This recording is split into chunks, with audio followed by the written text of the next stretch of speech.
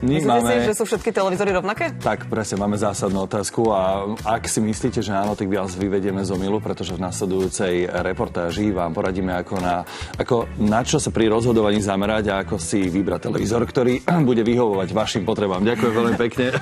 A ešte ma aj svrbí dokonca. Tak sa na to pozrime.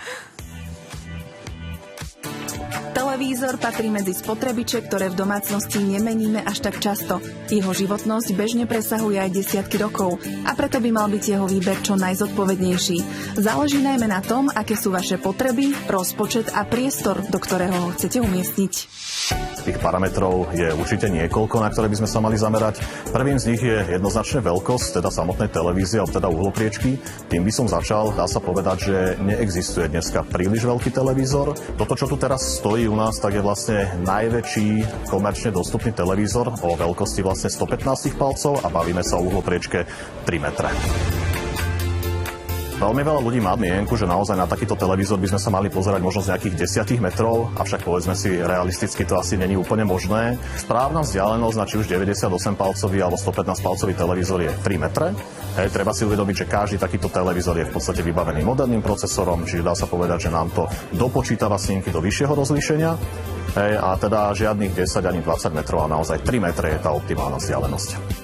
Ak patríte medzi tých, ktorí radi pozerajú filmy, videá alebo trávia čas hraním hier, odporúča sa siahnuť po televízore s vyšším jasom. Práve ten dokáže zobraziť detaily aj v tmavších scénach a výrazne tak zlepšiť celkový zážitok zo sledovania. Myslieť treba aj na povrchovú úpravu. Tých povrchových úprav môže byť hneď niekoľko. Táto kombinácia televízoru, ktorú tu na teraz vidíme, tak je v podstate vysoká svietivosť plus antireflexná vrstva. Vieme, že dneska ľudia si kupujú slnečné byty, v podstate majú veľké francúzske okná na svojich domoch a práve kombinácia vyššej svietivosti spolu s antireflexnou vrstvou nám zabezpečí v podstate pohodlné sledovanie televízie naozaj kedykoľvek počas dňa. Okrem dobrého obrazu určite nesmie chýbať dobrý zvuk, takže vybrané modely televízorov sú naozaj vybavené ešte extra prídavnými reproduktormi. Tento televízor konkrétne ich má 8. A tu na vzadu máme možnosť vidieť v podstate 2 prídavné subwoofery, ktoré sa nám starajú o dynamiku zvuku. Ďalšie reproduktory bohužiaľ vidieť nevieme, tie sú zapustené ako keby v hodnej strane, ktoré nám vlastne dotvárajú ako keby ten atmosový, ten priestorový zvuk. A 4 reproduktory máme v podstate ako keby v spodnej strane toho televízora. Televízory už dávno neslúžia len na klasické sledovanie programov. Považujú sa za multimediálne centrá, ktoré umožňujú prístup k internetu, streamovacím službám, sociálnym sieťam či rôznym aplikáciám. Presne tak, ako sme zvyknutí z našich mobilov.